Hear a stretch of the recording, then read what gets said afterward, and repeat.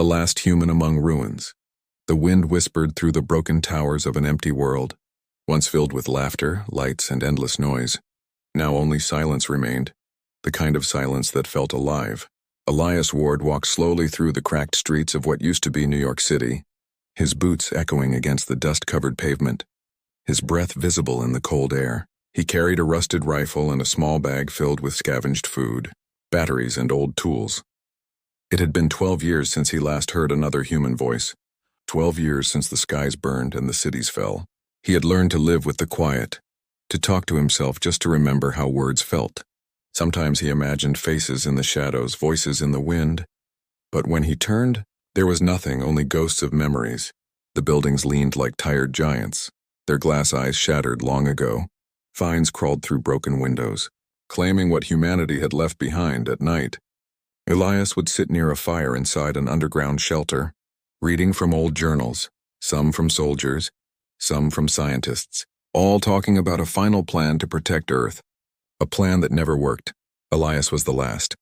Or at least he believed so. He had searched for others, sending signals across old military frequencies, but no one ever replied.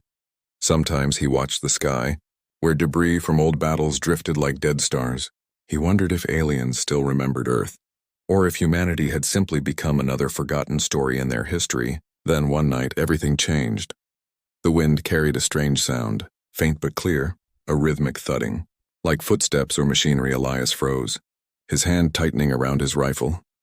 He moved quietly to the metal door of his bunker, his heart pounding. For years nothing had disturbed his peace, not even scavenger drones, yet now, someone or something was there. A knock echoed through the bunker, soft but deliberate. 3 knocks, a pause, then 2 more.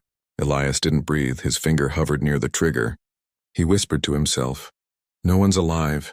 No one could be. But the knocking continued. He turned on a small monitor connected to an outside camera.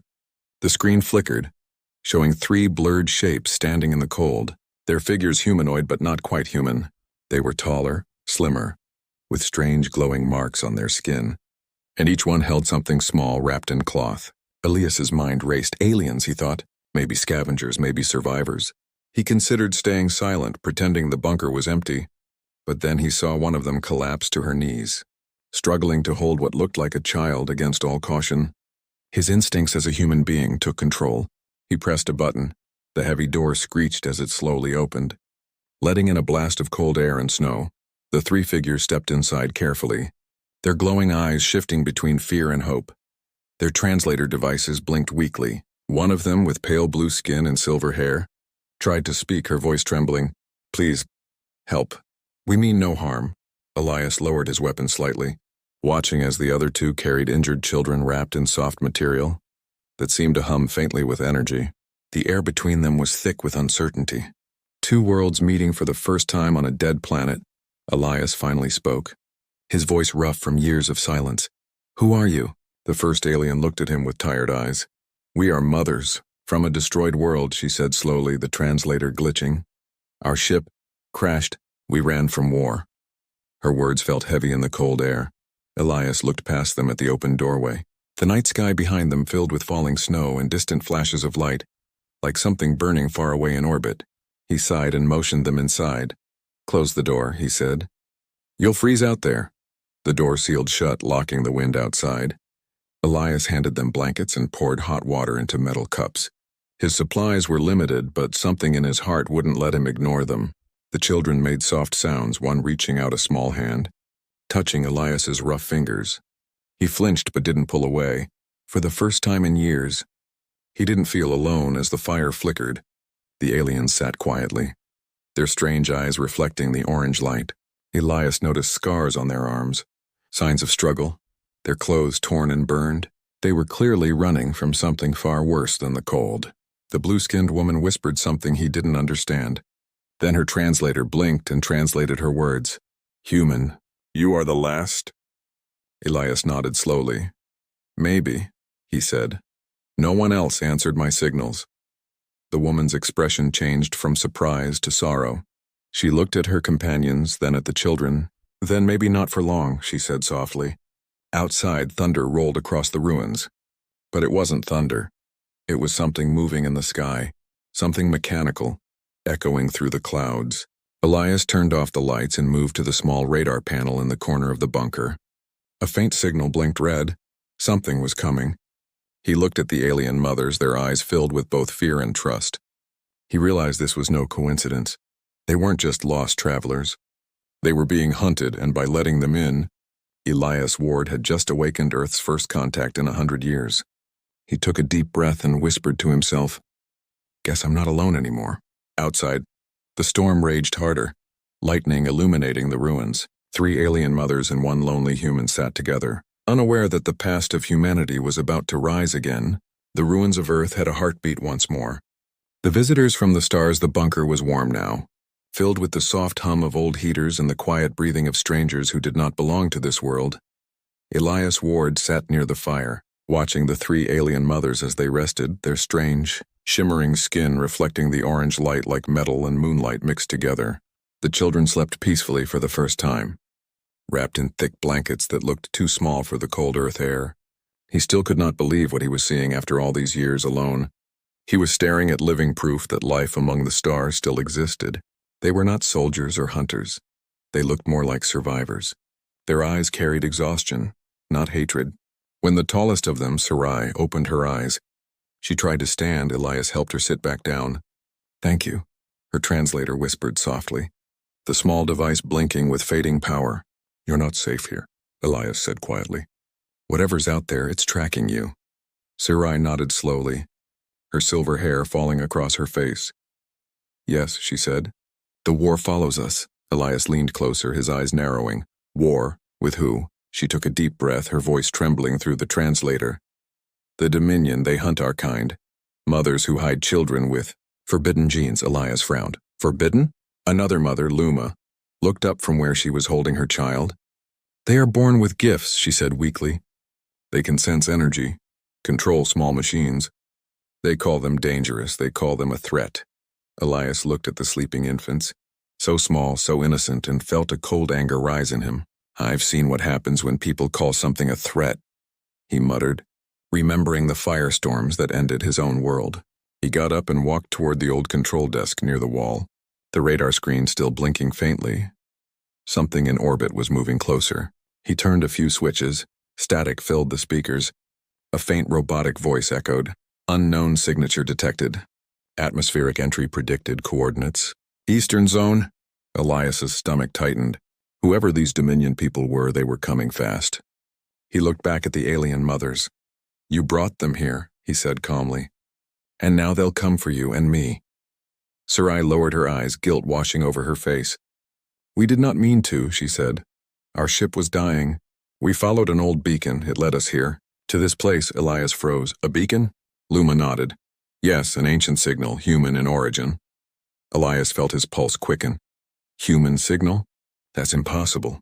Sarai looked up again, her voice softer. "Maybe not," she said. "Our historians spoke of humans, the first to walk the stars, the first to build machines that even the Dominion feared." Elias stared at her, stunned. Humanity was forgotten by most of the galaxy, and yet here these refugees were, still whispering their name like a legend. He rubbed his temples, trying to think. That beacon must have been one of the old defense systems. Maybe it still works. Sarai tilted her head, curious. "You can control it?" Elias nodded slowly. "Maybe if I can power it up." He turned toward the back of the bunker, where heavy blast doors sealed off an underground shaft. If the power grid still runs, the old AI core might still be active. The aliens looked confused but hopeful. "You would help us?" Luma asked. Elias smiled faintly, a tired, human kind of smile. "You came knocking on my door, didn't you?" He said, "I guess I owe you a warm welcome." The children stirred, one of them opening bright green eyes that seemed to shimmer with unseen energy, as if the child could feel the world around them. Elias knelt beside the infant. The air around his hand tingled. Like static before a storm, he looked at Sarai in surprise. "That's not normal," he said. She nodded. "They are born different. The Dominion hunts them because they fear what they can become."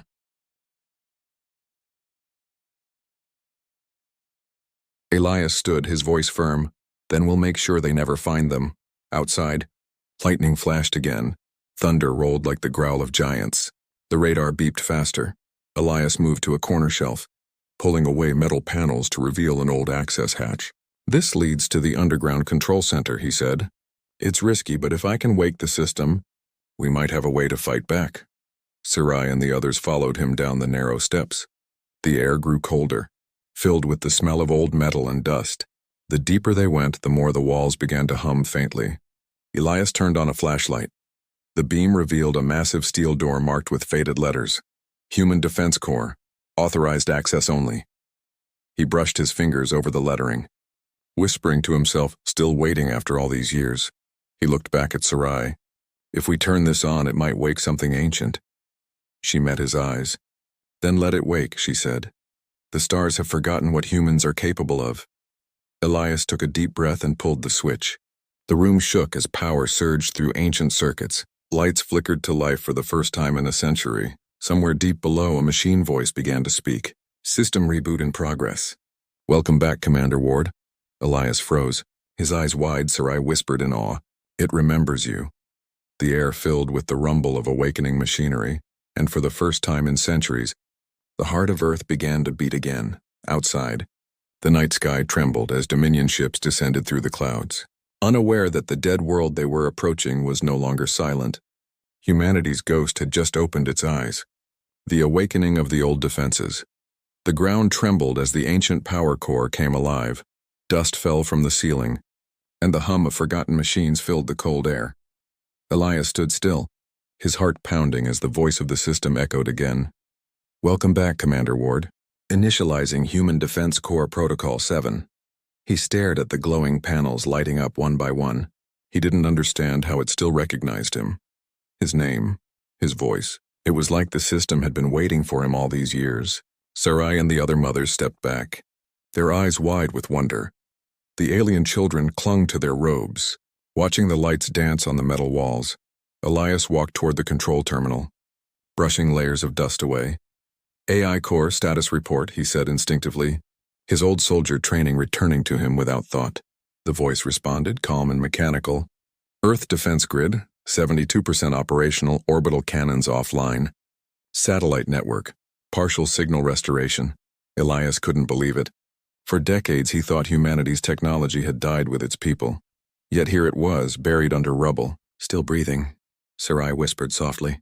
"Your world was more powerful than legend said." Elias gave a faint smile. "Power didn't save us," he said. "We destroyed ourselves before the stars even had to." A new alarm blinked red on the console. "Warning, unidentified vessels entering lower orbit," the AI reported, tracking multiple Dominion signatures.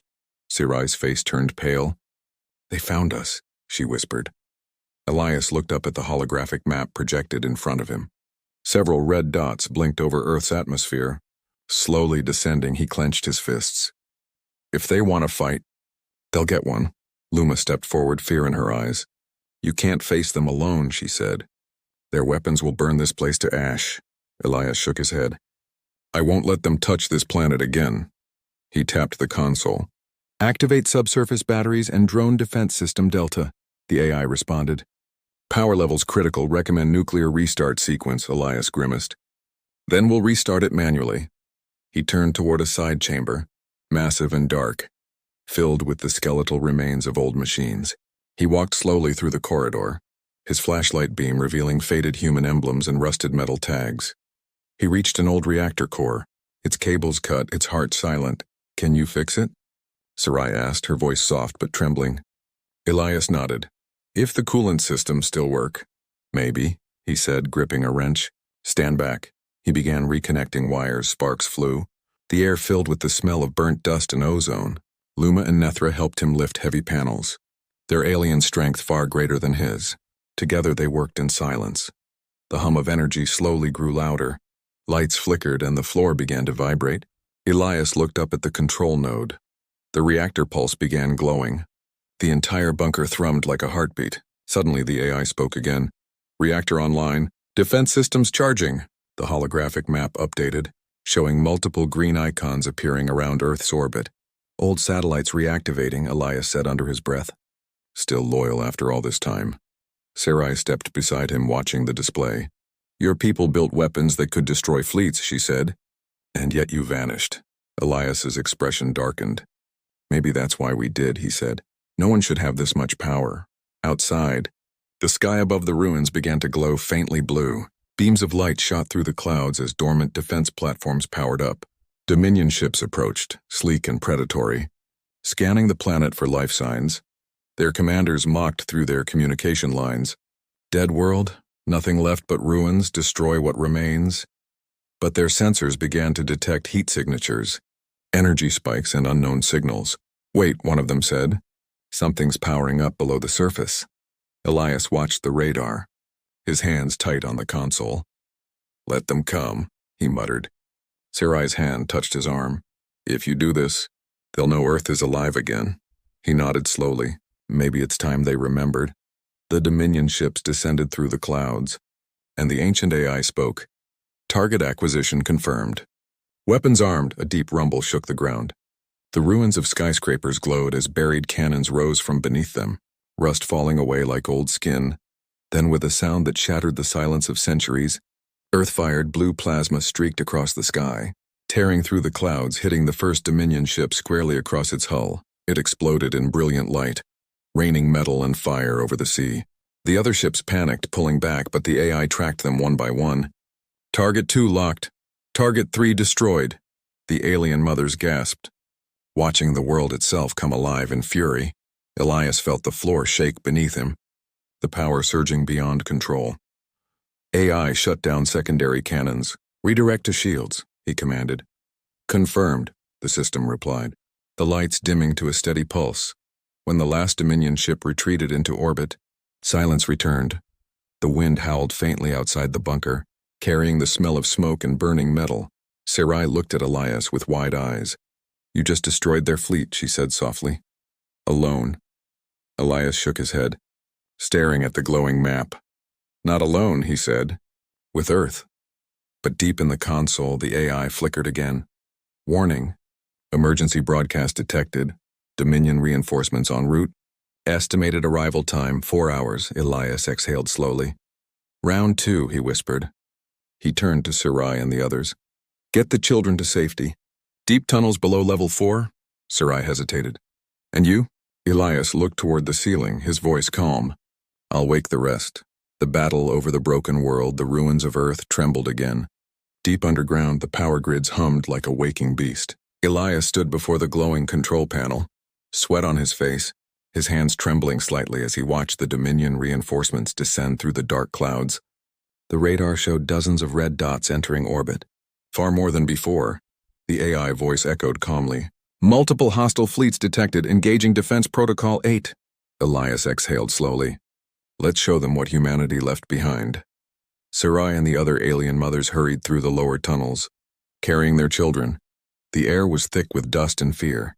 The tunnels were dark and cold, lined with old human technology, pipes, cables, and warning signs written in a language no alien had ever read before. Sarai whispered softly. This world is alive. It breathes with fire and metal, Luma nodded. Holding her child close, he's not just protecting us, she said. He's protecting his home, above them in the skies. The first Dominion fleet entered the atmosphere. Their ships were sleek, black, and silent, like blades cutting through the clouds. Their leaders laughed over comms. A dead planet wakes? Let us finish the job. But the AI responded before Elias could speak. Auto-targeting sequence engaged. Orbital turrets online. The ground shook violently as huge towers rose from the soil, ancient cannons hidden beneath centuries of rubble. They rotated toward the sky, charging with a deep electric growl. Elias gripped the control handles, his eyes locked on the main screen. Fire, he whispered. The Earth answered. Massive beams of plasma erupted from the surface, ripping through the air like spears of light. The first wave of Dominion ships was vaporized instantly, exploding in bursts of orange and blue fire. The shockwaves echoed across the wastelands, crumbling old buildings and sending ash flying into the air. The alien mothers in the tunnels covered their children as the ground shook, the walls glowing faintly from the energy passing through the Earth itself. Nethra looked up, her eyes wide. The sky burns, she said softly. Humans are not extinct, they were only sleeping. Sarai nodded, her heart pounding. And now the stars will remember their fury. Back in the command chamber, Elias kept fighting to control the systems. The AI's voice monotone and calm. Power levels critical. Secondary reactors overheating. He slammed a lever down, redirecting energy to the lower defense grids. The screen flickered as enemy ships began adapting, sending counterfire toward the surface. Explosions rocked the bunker. Lights flickered. Panels fell from the ceiling. Elias shouted over the noise. AI, activate Titan defense line. Authorization Ward OI-119. Authorization confirmed, the system replied. Far beyond the horizon, enormous structures buried under the oceans and deserts came to life. Towers rose from beneath the waves. Ancient railguns emerged from dunes of sand, and massive satellites reactivated in orbit. Humanity's war machines, silent for 100 years, once again roared to life from the void of space. The Dominion commanders watched in disbelief. How? How can a dead species fight back? Their sensors screamed with energy readings beyond known limits. Elias stood in the middle of the shaking bunker, the screens glowing red, his voice steady despite the chaos. This planet is not dead, he said. It's angry. He pressed another switch. Release orbital drones, the AI obeyed. Dozens of small automated drones shot up from hidden launch bays. Flying into the atmosphere like glowing fireflies, they swarmed the Dominion ships, slicing through their hulls with precision beams, detonating their reactors from inside. The night sky turned into a burning storm. The alien mothers could see it from the tunnels now, shafts of blue light reaching toward the stars. The ground vibrating like thunder. Sarai held her child tightly, whispering, "He fights like the old gods." Luma wiped her tears. "No," she said. "He fights like a father." Elias stumbled as another explosion hit nearby, metal beams crashing behind him, dust filling the air. The AI's voice glitched slightly. "Warning, human command presence at risk. Recommend evacuation," Elias coughed, wiping blood from his lip. "No evacuation," he said. "If I leave, they'll destroy everything." He looked up at the main screen, where the largest Dominion battleship hovered above the clouds, its shadow covering the ruins of New York. The ship's captain broadcast across open channels. "Human surrender, you cannot win." Elias smiled faintly, his voice low. "You're right, I can't." He typed a final command into the system. "But Earth can," the AI responded. "Command confirmed. Activating Titan-class orbital cannon from orbit." A massive structure hidden within the moon's shadow unfolded, an enormous weapon built during humanity's final days. It powered up, its core glowing brighter than the sun. The Dominion fleet tried to scatter, but it was too late. A single beam of light cut across the sky, tearing through their flagship and slicing its fleet in half. The explosion was so bright it lit the night like day, waves of energy spreading across the horizon, flattening entire mountains. For a moment, the ruins glowed golden, as if Earth itself was breathing light. The battle was over, smoke covered the sky, ashes fell like snow, and silence returned again, heavy and endless. Elias collapsed to his knees, his body weak but his heart steady. He looked at the screen one last time. "Status," he whispered. The AI replied softly. "Hostile forces eliminated, planetary defense stable." He smiled faintly. "Good," he said, his eyes closing for a moment. "Then maybe we can start again." Sarai and the others climbed back to the upper tunnels, the children safe in their arms. When they saw Elias sitting beside the glowing console, his face calm, they understood. He had not fought for himself. He had fought for the future, for them, for every life that might one day call Earth home again. Outside, the wind carried away the smoke, revealing the stars above, brighter than before, and somewhere, far across the galaxy, a signal was sent. Earth operational. The universe would never ignore humanity again. The dawn of a new family. The sun rose weakly over the shattered skyline, light spilling across the broken towers of New York like a soft promise that the world could live again. Smoke still drifted from the horizon, the air heavy with the scent of ash and steel, but beneath the ruin there was warmth, a heartbeat that had returned after centuries of silence. Elias opened his eyes slowly, the soft sound of wind echoing through the bunker. His body ached, his hands were burned and bruised, but he was alive. The console beside him glowed faintly, the AI voice quieter now. "System stable, atmosphere cleared, radiation minimal." He sat up, pain stabbing through his side. But when he saw the small group standing near the doorway, he smiled. Sarai, Luma, and Nethra stood there, the alien mothers who had knocked on his door days ago. Their children huddled close, their faces reflecting relief and wonder. Luma stepped forward, her voice trembling. You saved us, she said softly. And you saved this world. Elias shook his head slowly. No, he said. Earth saved herself, I just reminded her how to wake up. Sarai knelt beside him, placing a gentle hand on his arm. You woke more than this world, she whispered. You woke our hope.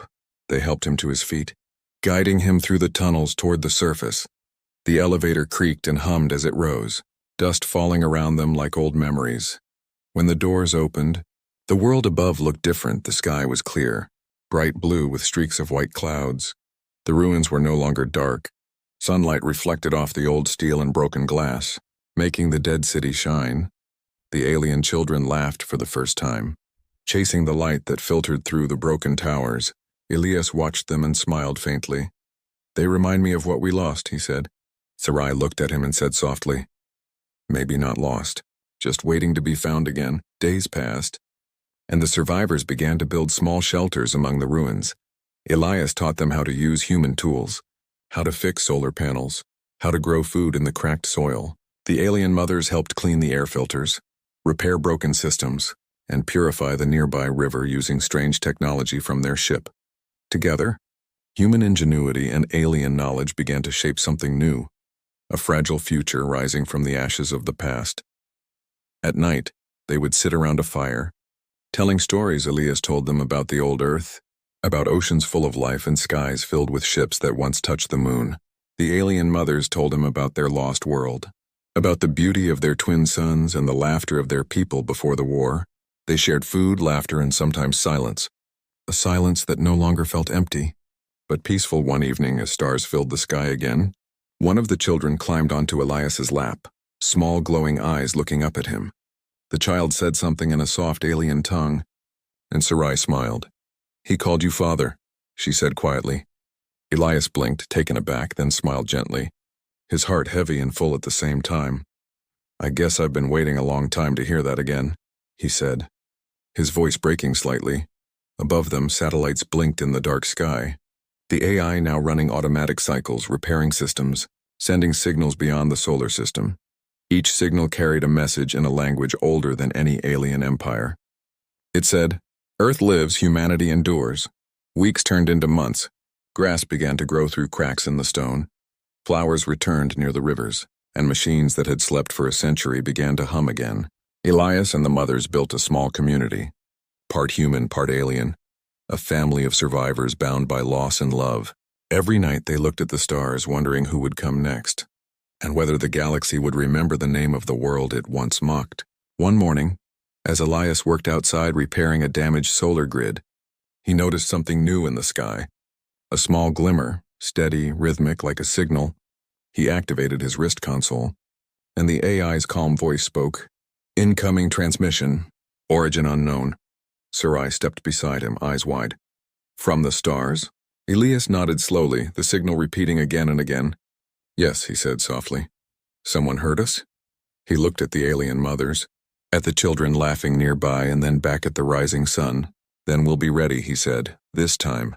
Earth won't hide, Sarai smiled. And it won't be alone. The wind carried their laughter across the ruins, through the broken towers and the fields of growing green. The planet that once died in silence now breathed with life, human and alien together and far beyond the stars. Other civilizations began to notice the signal pulsing from the blue world that refused to die. Elias stood at the edge of the city watching the dawn, the light painting the ruins gold. He whispered softly to the sky, We're home again. The earth answered with the sound of wind and the whisper of growing life. The last human was no longer alone. He had a family, and humanity had a future.